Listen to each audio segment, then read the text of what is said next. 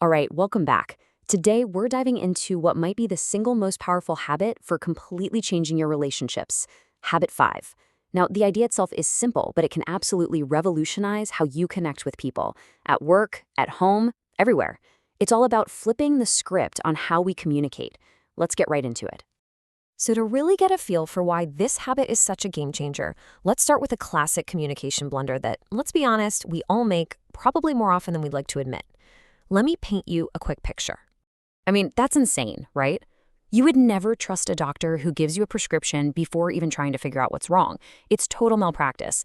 And yet, this is exactly what we do in our conversations, all the time. We rush in to offer our solutions before we've even taken a second to truly understand the problem from their perspective. And that really forces you to ask the tough question. How often are we committing this kind of communication malpractice? How often do we jump in with our advice, our opinions, oh, let me tell you about a time that happened to me, before we've actually truly deeply heard what the other person is trying to say? So what's really going on here? What's at the heart of this problem? Well, it all boils down to our intent when we listen. You see, for most of us, most of the time, we're not actually listening to understand. We're just listening to reply. We're waiting for them to take a breath so we can jump in. Here's the thing. We process everything through the filter of our own life, our own autobiography. We're so busy in our own heads getting our response ready, thinking about what we're going to say next, that we completely miss what's being said. It's like we're projecting our own movie right on top of theirs. And this habit of listening to reply usually shows up in one of 4 ways. First, we evaluate. We immediately agree or disagree, we judge it. Or we probe, asking a whole bunch of questions, but from our own perspective, not theirs. Then there's the big one, we advise. You know what you should do? And finally, we interpret, trying to play amateur psychologist and figure them out based on our own motivations. And you know what? Every single one of these responses just shuts down real communication. Okay, so if prescribing before you diagnose is the disease, what's the cure? Well, it's not a small tweak. It's a complete paradigm shift in how we think about listening. It's about tapping into one of the most fundamental and yet most overlooked needs that all human beings share.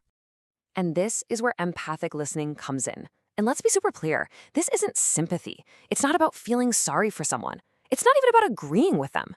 It is simply about putting your own stuff aside for a moment to deeply, fully understand where they're coming from, to see the world through their eyes, both intellectually and emotionally. And this leads to a pretty profound insight. Satisfied needs don't motivate. Think about it.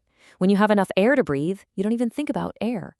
So after our basic physical survival is taken care of, what's the next great human need? It's psychological survival. It's the deep, profound need to be understood, to be validated, to be heard. When you practice empathetic listening, you are literally giving that person psychological air.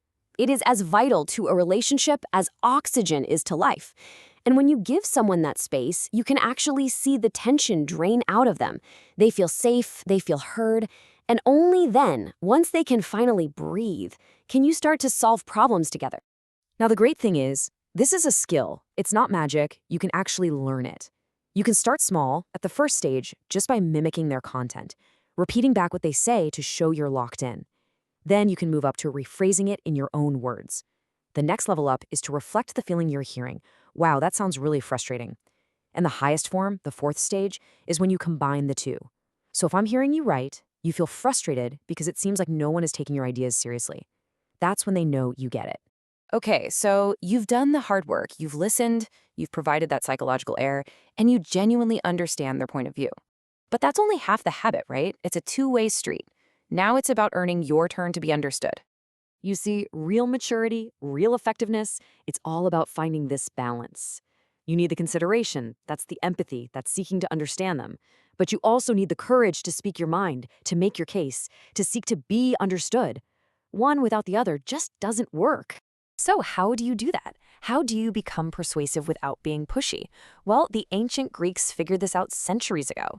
There's a sequence, and the order is everything. First, you have ethos. That's your character, your credibility, the trust people have in you. Second, you have pathos. That's the emotional connection, the empathy you just built by listening.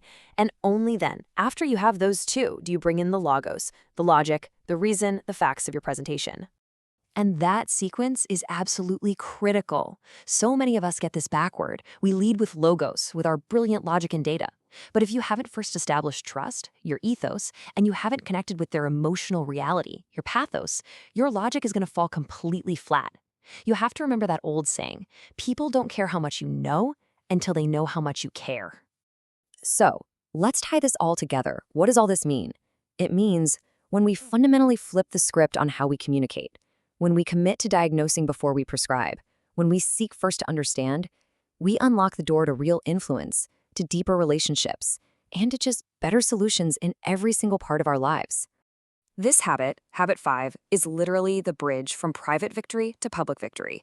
It's the move from just me to we. It's the engine of interdependence. Without this deep, empathetic understanding, true win-win solutions and real synergy, they're just not going to happen. I mean, when you look at it side by side like this, the difference is it's night and day, isn't it? One approach builds trust, it gets to the real solution, it opens everything up.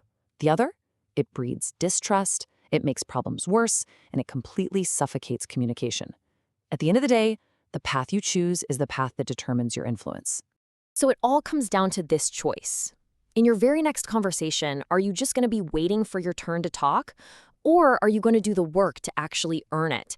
Because influence isn't something you demand. It's something you earn, one empathetic conversation at a time.